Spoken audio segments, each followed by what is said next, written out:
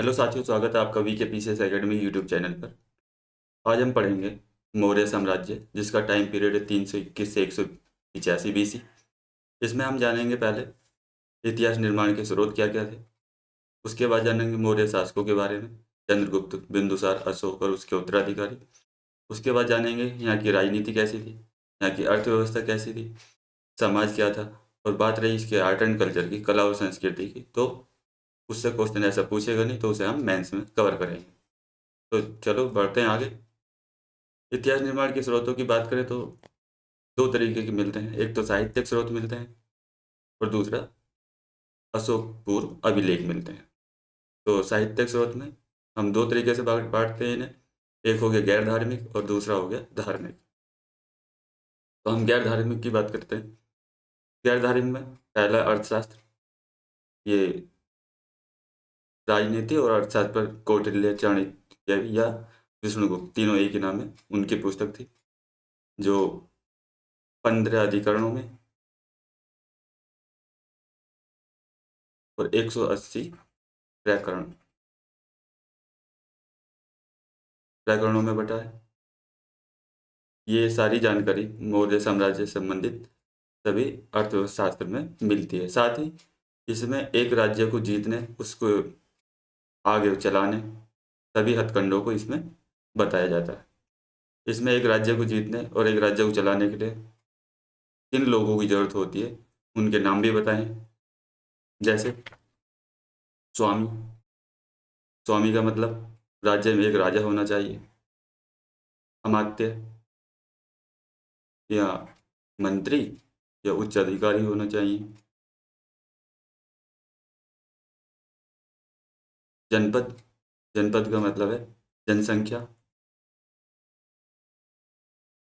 और क्षेत्र, किस एरिया पे तुम राज करोगे।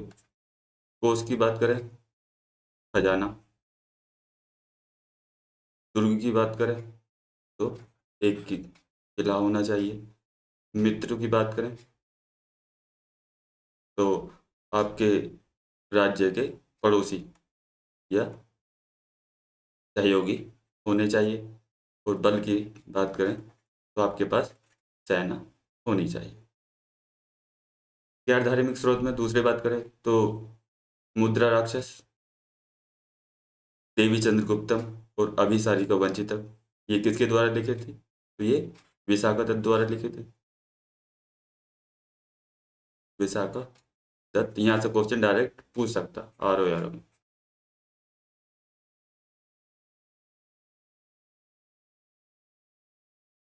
ए आर ओ। और पीसीएस में भी, पीएससी पब्लिक सर्विस कमीशन, इसमें भी पूछ सकता है। बात करें 10 कुमार चरित्र की, तो 10 कुमार चरित्र ये वैसे तो गुप्त काल की रचना है, लेकिन मौर्य काल के बारे में ठीक ठाक जानकारी देता है। और ये लिखी है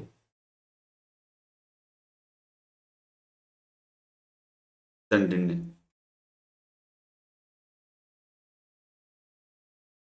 ये रजत रंगणी की बात करें तो ये कलहण की लिखी हुई है। व्रत कथा मंजरी की बात करें तो ये क्षेमेंद्र की लिखी हुई है। और कथा सरित सागर की बात करें तो ये सोम देव की लिखी हुई है। आगे बढ़ते हैं। धार्मिक। तो धार्मिक स्रोत क्या क्या है जो मौर्य के बारे में जानकारी देते हैं? तो पहला है ब्राह्मण साहित्य। ब्राह्मण साहित्य में हम देखें तो पुराणों में और धर्मसूत्र में सभी कहते थे कि मौर्य शूद्र थे। बौद्ध साहित्य की बात करें तो बौद्ध साहित्य में कथा वस्तु मोगलीपुत्र सतीश की है।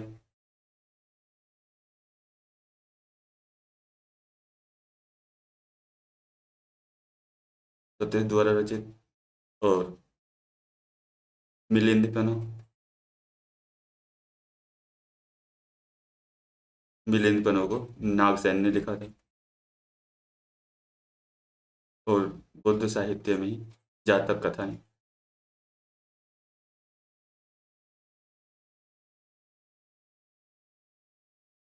ये सभी कहते थे कि मौर्य क्षत्रिय थे। आगे बात करें हम जैन साहित्य की, तो जैन साहित्य में आता है कल्पसूत्र। कल्पसूत्र लिखा है भद्रबाहु ने।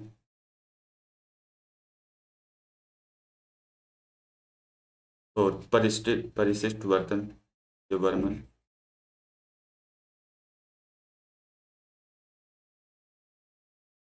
इसको लिखा है हेमचंद्र ने। ये भी कहते हैं कि मौर्य क्षत्रिय थे। अब अशोक पूर्व अभिलेख देखते हैं। ये हमें 3 अभिलेखों की प्राप्ति हुई है। पीपर अभिलेख हमें कहाँ से मिला है? बस्ती, उत्तर प्रदेश से मिला है। ये यहाँ से डायरेक्ट हिट क्वेश्चन हो सकता है कि पीपर अभिलेख कहाँ पर मिला हो। ठीक है, ये पीपर अभिलेख हमें बस्ती यूपी से मिला है। मिट्टी के कलश के गर्दन पर खुदा है।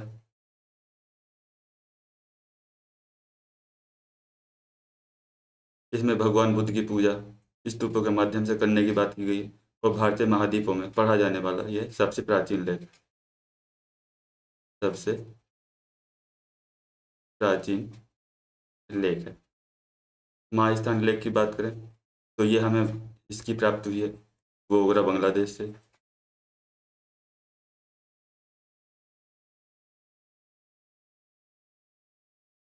इस लेख में अकाल के समय मौर्य अधिकारियों को राहत कार्य करने के लिए निर्देश दिए गए हैं। सैगोरा अभिलेख की हम बात करें तो ये हमें मिला गोरखपुर से, यूपी। यह लेख ताम्रपत्र पर खुदा है।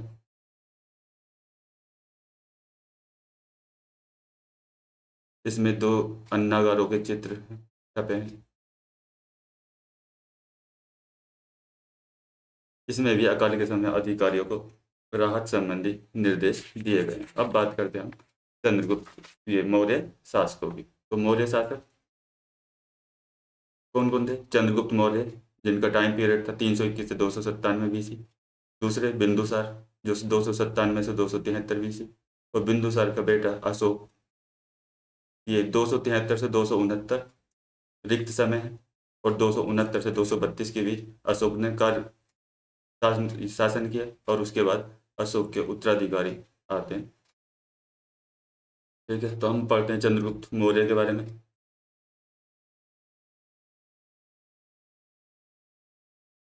ये राज्य का संस्थापक था, शैलिकों से युद्ध और जैन धर्म का अनुयायी। ये हमें 3 चीजें पढ़नी। अब देखो, ये पहला राज्य का संस्थापक, अर्थात यह मौर्य साम्राज्य का संस्थापक था। चंद्रगुप्त को महान विजेता कुशल सेनानायक कहा जाता है। पश्चिमी क्षेत्र से इसने कबायली लोगों को भर्ती किया और भर्ती कर एक विशाल सेना गठित की। एक विदेशी लेखक है प्लूटोर, प्लूटोर कहता है कि उसने 6 लाख की सेना से संपूर्ण भारत को रोन डाला। इसी प्रकार एक विदेशी लेखक है जस्टिन, जस्टिन भी कहता है कि चंद्रगुप्त ने सिकंदर द्वारा विजित किए गए सारे क्षेत्र पुनः वापस ले लिए थे। इसी तरह सेल्यूकस से युद्ध हुआ। सेल्यूकस सिकंदर का राजदूत था, जिससे युद्ध हुआ। और युद्ध में अब अफगानिस्तान और पाकिस्तान में जो स्थल थे उनको उन्हें चंद्रगुप्त ने जीत लिया। यदि वो जीते हुए क्षेत्रों के नाम यहाँ पे पूछ सकता है तो मैं आपको बता देता हूँ। एक है एपियानस, ये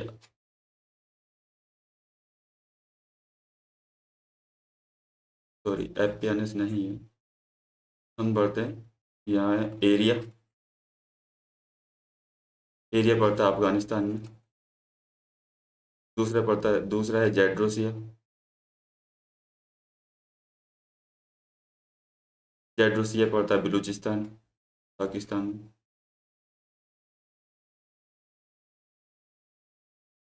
उसके बाद पड़ता है अराकेसिया।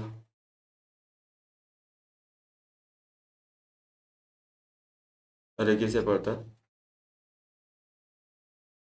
गांधार में। और पेरोक मिस्दई,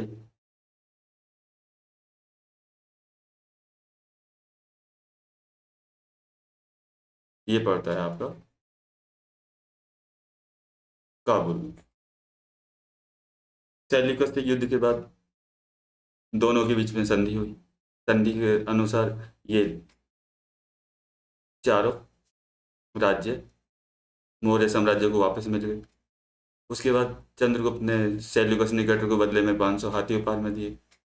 संधि के फलस्वरूप एक ग्रीक राजकुमारी का विवाह मौर्य शासक से हुआ, जिसका नाम कुछ विद्वान हेलेना बताते हैं। संधि के पश्चात ही सेल्यूकस ने मेगास्थनीज को पाटलिपुत्र भेजा था। अब बात करते हैं जैन धर्म का अनुयायी। चंद्रगुप्त जैन धर्म का अनुयायी था। इसके समय जैन परिषद पाटलिपुत्र में थी। उसने अपने पुत्र की बिंदुसार के चक्कर में आकर राजगद्दी त्याग दी और ये श्रवण बेलगोला चला गया। चंद्रगुप्त मौर्य कहाँ श्रवण बेलगोला चला गया। कहाँ पर है ये? कर्नाटक में। किसके साथ? भद्रबाहु के साथ।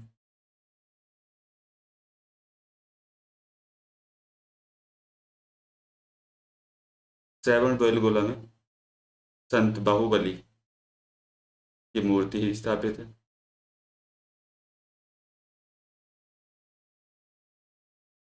यह गोमतेश्वर मूर्ति बोलते हैं इसे। विशाल संगमरमर की बनी हुई है।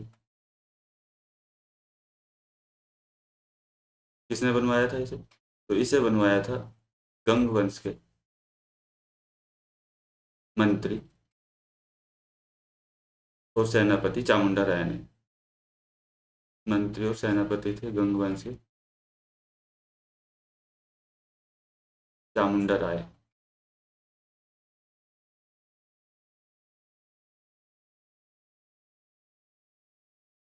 यहाँ पर प्रत्येक 12 वर्षों में महामस्ती का अभिषेक का आयोजन किया जाता है।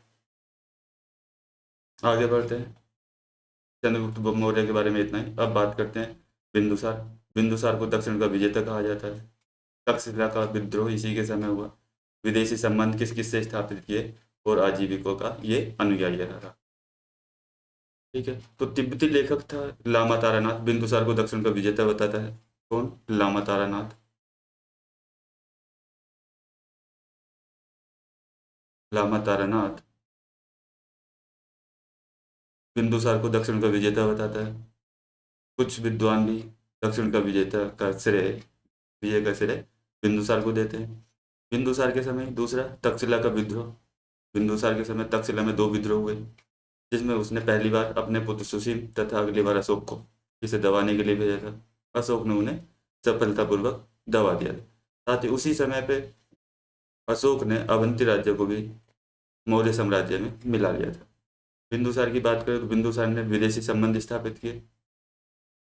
विदेशी संबंधों की हम बात करते हैं तो किस किस से? मिस्र। मिस्र के शासक थे टॉलेमी फिलाडेल।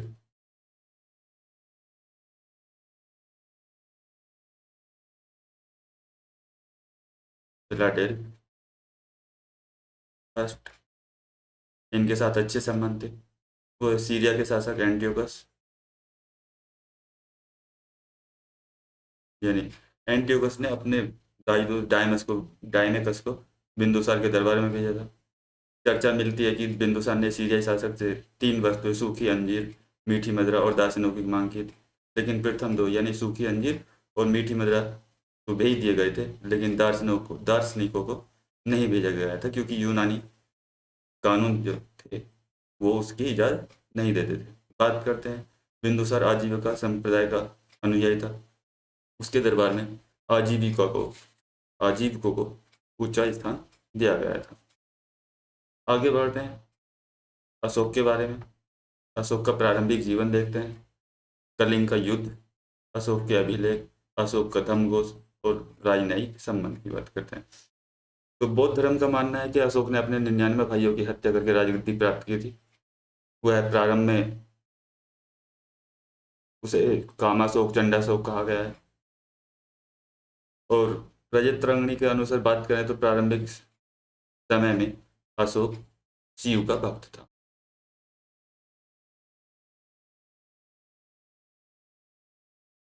बात करते हैं कलिंग के युद्ध की। कलिंग का युद्ध अशोक वर्सेस खारवेल के बीच हुआ। अशोक वर्सेस खारवेल। अपने राज्याभिषेक के 8वें वर्ष यानी 269 में राज्याभिषेक हुआ, 261 में अशोक ने कलिंग के साथ युद्ध किया। इसकी सूचना अशोक के 13वें शिलालेख से प्राप्त होती है।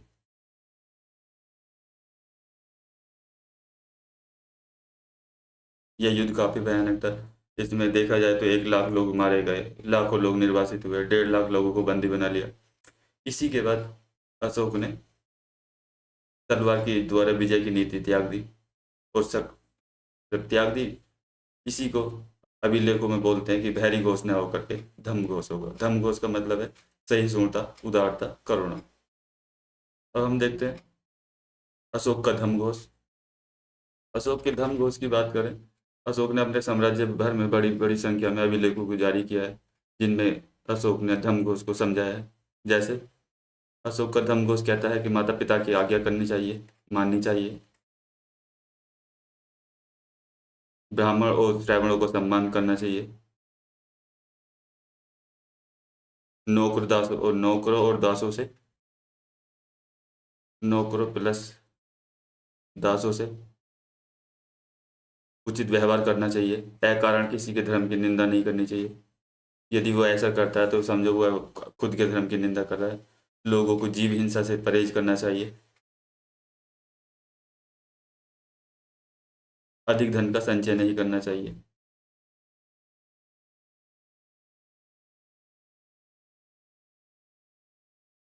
ये बातें सब अशोक के दूसरे और 7वें स्तंभ लेख में मिलती हैं।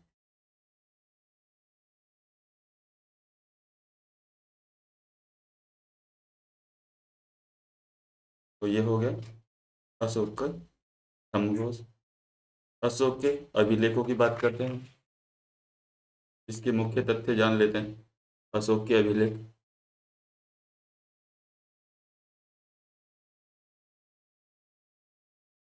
वैसे तो इन्हें हम 4-5 भागों में बांट सकते हैं। जैसे वृहद शिलालेख 1 से 14, लघु शिलालेख, वृहद स्तंभ लेख, लघु स्तंभ लेख और पृथक लेख हैं, जो हमें धौली और जोगड़ उड़ीसा में गुफा में मिले हैं।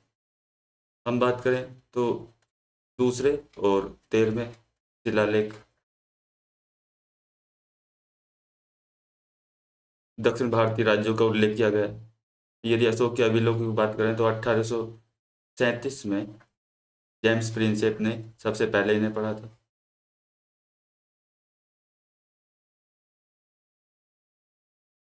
जेम्स प्रिंसेप ने इसने पढ़ा था। तो इसकी जो भाषा थी अभिलेखों की, वो थी भाषा प्राकृत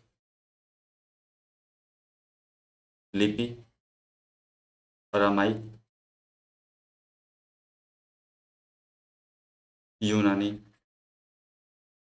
खरोष्टी।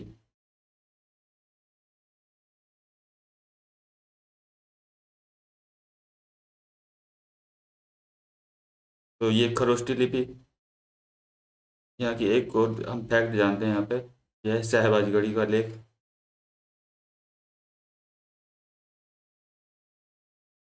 हमें एक शहबाजगढ़ी लेख मिला। इसकी जो लिपि है वो खरोष्टी लिपि है, और ये लिपि राइट टू लेफ्ट लिखी जाती थी। हम बात करें अशोक ने अपने अभिलेखों में खुद के लिए जो देवनाम प्रियदर्शी उपाधि धारण की है, अर्थात वह हिंदू धर्म में आस्था का प्रतीक अभी भी माना जाता है। उस समय उसका मूल नाम अशोक अधिकांश मामलों में छोड़ दिया गया है। 4 अभिलेख मिलते हैं। 4 अभिलेखों में उसका नाम मिलता है, वो मिलता है मास्की, नितुर, उदयगोलम।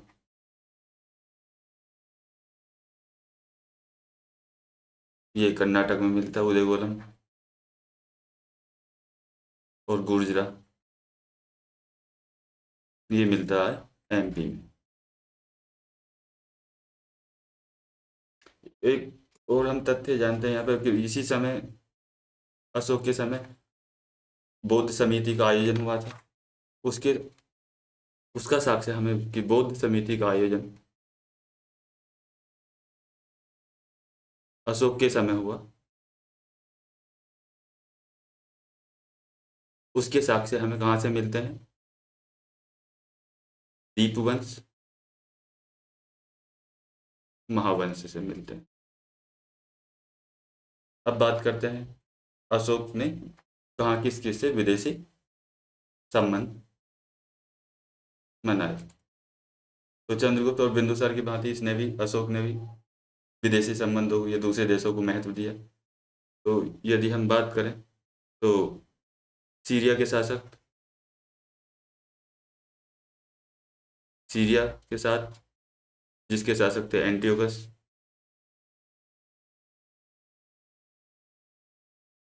मगर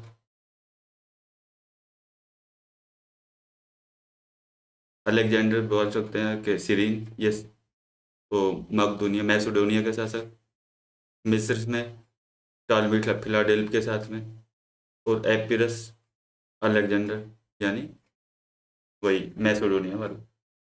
अब बात करें भारत के पड़ोसी देशों के साथ संबंध की, तो भारत के पड़ोसी देशों के साथ संबंध, भारत अशोक ने अपने समकालीन श्रीलंका शासक से अपने अच्छे संबंध स्थापित किए।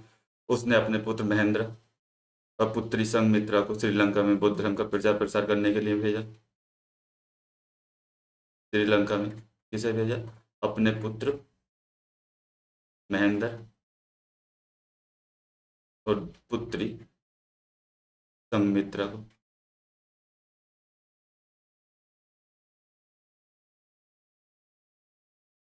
इसी तरह म्यांमार के साथ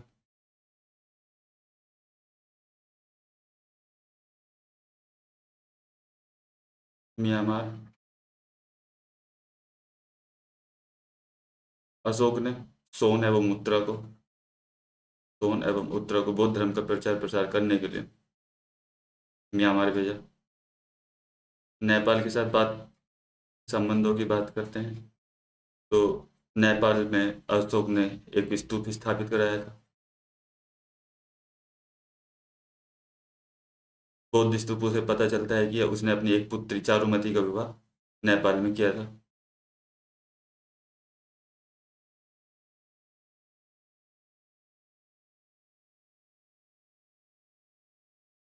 नेपाल में किया था। अब बात करते हैं अशोक के बाद अशोक के उत्तराधिकारियों की। तो अशोक के बाद मौर्य साम्राज्य दो भागों में बट गए और तथा 50 सालों में उसका अंत हो गया। तो राज्य के दो हिस्से हुए, राज्य के दो हिस्से थे, एक हुआ था पश्चिमी क्षेत्र और दूसरा पूर्वी क्षेत्र।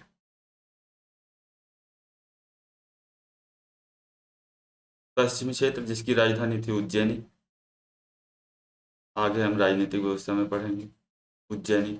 और पूर्वी क्षेत्र की राजधानी थी पाटलिपुत्र। यहाँ पे कुणाल और संप्रीति शासकों की चर्चा मिलती है।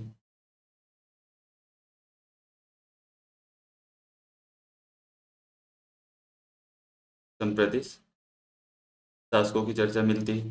और पाटलिपुत्र में इसका शासक था दशरथ,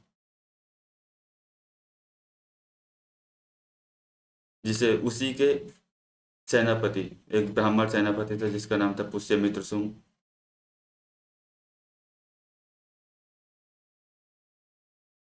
पुष्यमित्र सुंग ने, ये हो गया दशरथ इसका शासक था, और पुष्यमित्र सुंग ने इसकी हत्या कर दी। और यहाँ का मौर्य का यदि अंतिम हम साम्राज्य शासक की बात करें तो वो था बृहद्रथ। इस तरह इसका पतन हो गया। अब हम आगे बात करते हैं अशोक के उत्तराधिकारी हो गए, ये हो गया। अब हम बात करते हैं राजनीति की।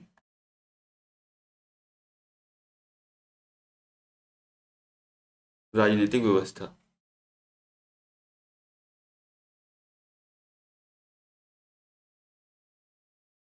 मौर्य राजनीति का स्वरूप मूलतः केंद्रीकृत था, जहाँ बाहरी भरकम प्रशासनिक ढांचे के तहत अफगानिस्तान से लेकर कर्नाटक के क्षेत्रों पर नियंत्रण किया जाता था। प्रशासन का ढांचा नीचे से ऊपर तक श्रेणीबद्ध रूप से कार्य करता था, जिसका आकार भी बड़ा था। बात करें केंद्र में, राजा हो राजतंत्रात्मक व्यवस्था के तहत राजा होता था, उसके साथ मंत्री होते थे और विभाग अध्यक्ष की भी चर्चा मिलती है हमें। तो हम केंद्रीय बात करें तो केंद्रीय प्रशासन की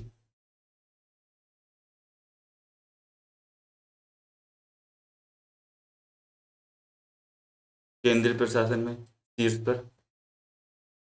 राजा सभी शक्तियों से युक्त होता है।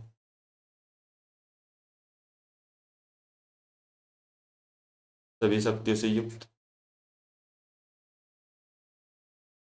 इसके साथ में मंत्रिपरिषद राजा को सलाह देने के लिए, और विभाग अध्यक्ष।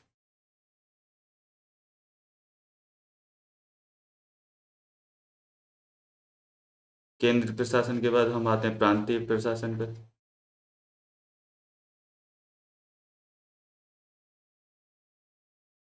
यहाँ पर सीधे केंद्र से गवर्नरों की नियुक्ति होती थी।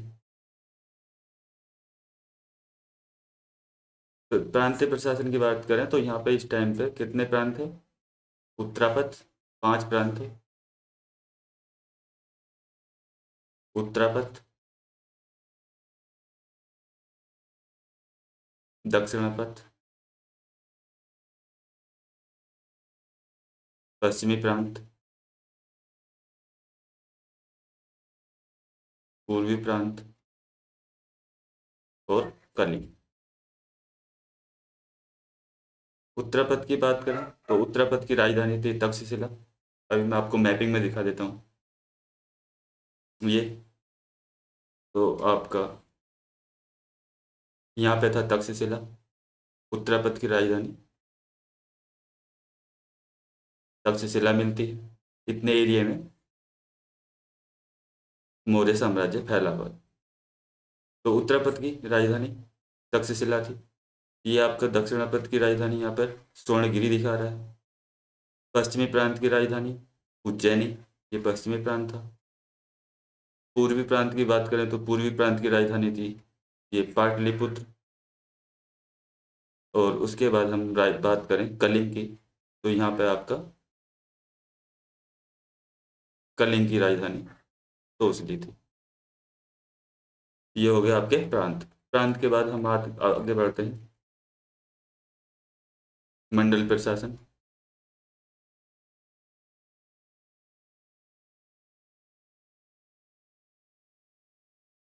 मंडल प्रशासन में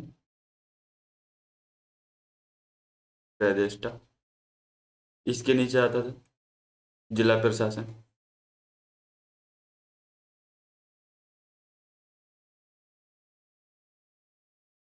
जिला प्रशासन में प्रमुख अधिकारी मिलते हैं, जैसे समाहर्ता। समाहर्ता कौन था? आजकल आज यदि बोल रहे हैं जैसे डिस्ट्रिक्ट में डीएम होता है, तो कर संग्राहक।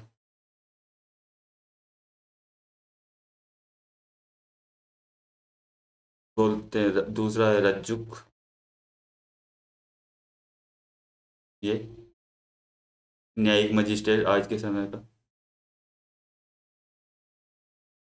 और तीसरा युक्त, आज के समय में जैसे एसपी होता है जिले में, तो ये जिले की पुलिस को देखता था।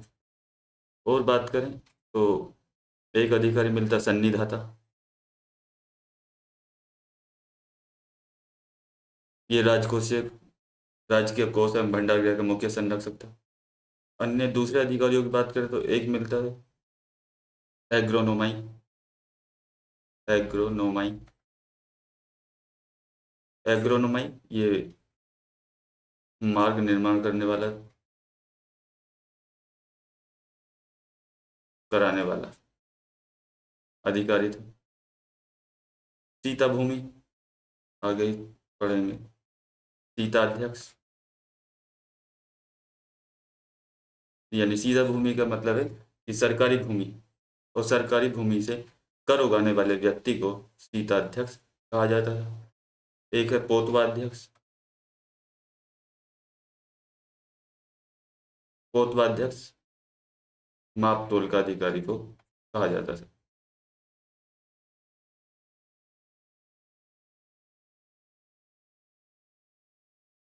ये हो गया आपका राजनीति और प्रशासनिक व्यवस्था। अब हम बात करते हैं कुछ एक दो फैक्ट टर्मोलॉजी और हैं यहाँ पर, तो इसकी बात करें तो एक ये संस्था और दूसरा संचार। ये गुप्तचर व्यवस्था थी मौर्य साम्राज्य की। संस्था में वो व्यक्ति, वो गुप्तचर शामिल थे जो एक ही स्थान पर संगठित संस्थाओं में संगठित होकर कार्य करते थे। और संचार जो एक स्थान से दूसरे स्थान या देश जाकर के सूचना एकत्रित कर राजा तक पहुंचाते, उन्हें संचार कहा जाता है। अब बात करते हैं यहाँ की अर्थव्यवस्था की।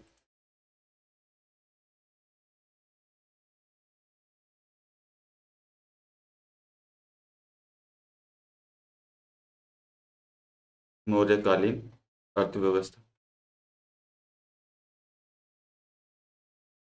तो मौर्यकालीन अर्थव्यवस्था की हम बात करें तो पहला कृषि, अभी पीछे बताया सीता भूमि, राज्य द्वारा सीता भूमि पर कृषि कराए जाने के साक्ष्य मिलते हैं। दूसरा उद्योग, इस समय ये नमक हो गई, खान, खराब वो शराब, जंगल,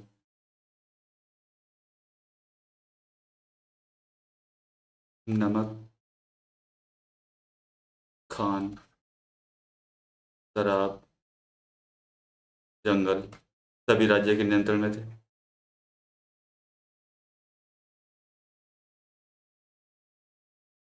प्राइवेट यानी निजी लोगों का प्रवेश निषेध था। तीसरा हम बात करें व्यापार वाणिज्य।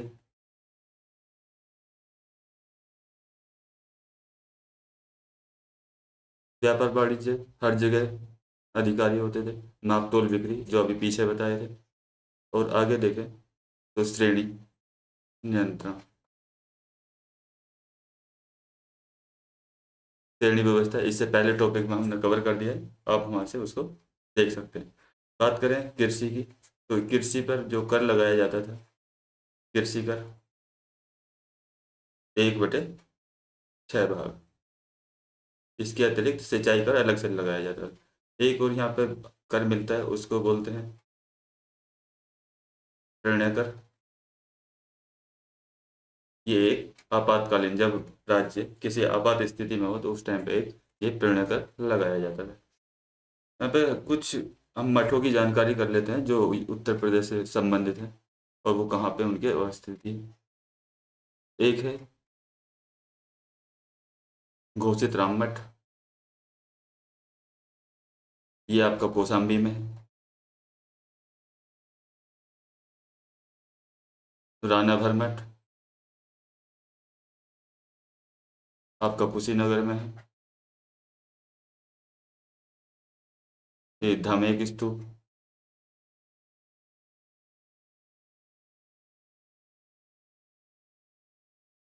ये आपका सारनाथ में है। तो साहित माहित,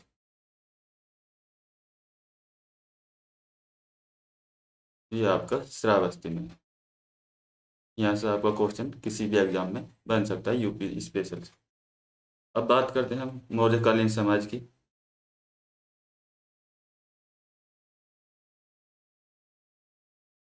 समाज में देखा जाए तो वर्ण व्यवस्था पहले की तरह कार्य करती रही और बनी रही। यहाँ पर बात करें मेगास्थनीज की, तो मेगास्थनीज इस समय भारत में विभिन्न जातियों पर कुछ बात करता है। उसने भारत में 7 जातियाँ बताई हैं। 7 जातियाँ यदि देखा जाए तो जैसे दार्शनिक, किसान,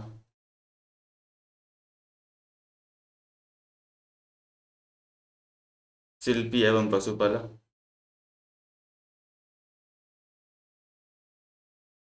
योद्धा, अमात्य, या पार्षद,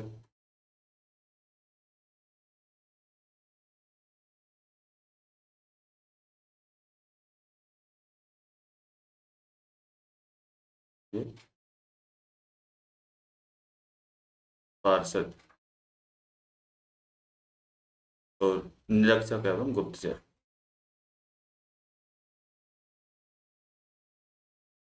एवं मेगास्थनीज की इंडिका पुस्तक में ने ये बताया। दास प्रथा की बात करें तो दास प्रथा इस समय विद्यमान थी। स्त्रियों की स्थिति में गिरावट दिखाई देती है, लेकिन कुछ स्त्रियों राज्य में बड़े बड़े प्रशासनिक पदों पर भी स्थापित थी। एक और यहाँ पे टर्मोलॉजी हम बात करें तो टर्मोलॉजी की बात है कि अशोक और ने कुछ गुफाओं का निर्माण कराया है। अशोक ने निर्माण कराया बराबर पहाड़ी पर, बराबर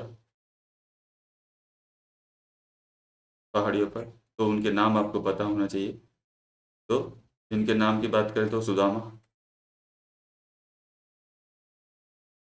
विश्व झोंपड़ी,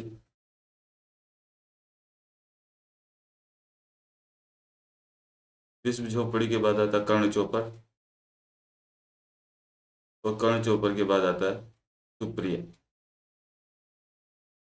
इसी को हम बोलते हैं लोमप ऋषि। यहाँ से भी आपका क्वेश्चन हिट हो सकता है। अशोक की बात करें तो दशरथ, दशरथ ने भी कुछ नागार्जुनी पहाड़ी पे गुफाओं का निर्माण कराया था। कौन सी नागार्जुनी पहाड़ी पर?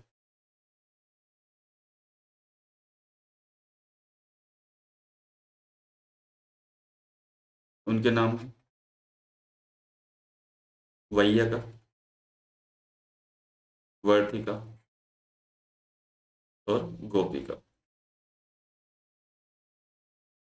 बात रही यहाँ की मौर्य की कला, और तो कला में यदि हम देखें तो राज की कला में राजप्रसाद महल चंद्रगुप्त मौर्य का, जो कुम्हरार बिहार में मिला। 10x8 पत्थरों के स्तंभों पर स्तूप गुफाएं, अशोक के स्तंभ। ये लोक कला में हम देखेंगे यक्ष यक्षिणी प्रतिमाएं, मृण मूर्तियां, धोली का हाथी उड़ीसा में। तो ये सारी चीज़ें आपके मेंस में काम आएंगी। यहाँ पे अभी आपको मौर्य कालीन कला और संस्कृति की जरूरत नहीं। हम बात करते हैं पतन के कारण, मौर्य काल, मौर्यों के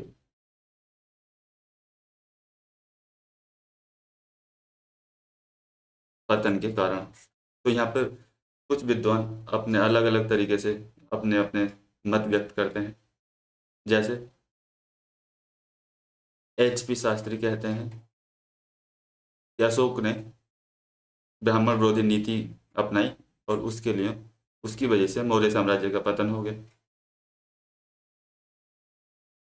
दूसरा,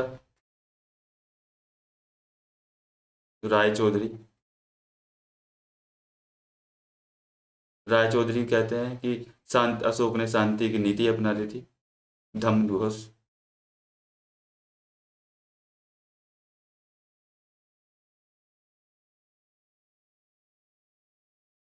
ब्राह्मण विरोधी नीति। राय चौधरी कहते हैं कि शांति की नीति अपने इस वजह से मौर्य साम्राज्य का पतन हो गया। आगे बात करते हैं तो DD कोशाम्बी,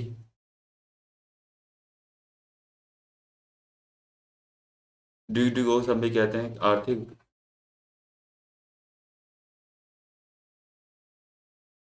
कारण ऐसे रहे यहाँ जिससे मौर्य साम्राज्य का पतन हो गया। रोमिला थापर कहते हैं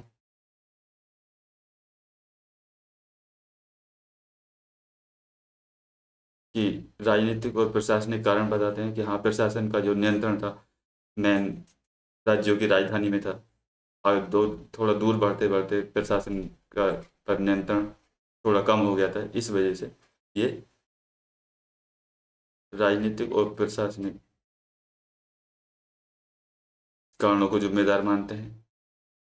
और RS शर्मा है एक, RS शर्मा कहते हैं कि भौतिक संस्कृति का मगध के बाहर प्रचार प्रसार हुआ, इस वजह से मौर्य साम्राज्य का पतन हो गया। हम अगली क्लास में पढ़ेंगे मौर्योत्तर काल। इस क्लास में बस इतना ही। यदि आपको वीडियो अच्छा लगे तो तो please like share and subscribe जरूर करो। तो वीडियो देखने के लिए थैंक यू।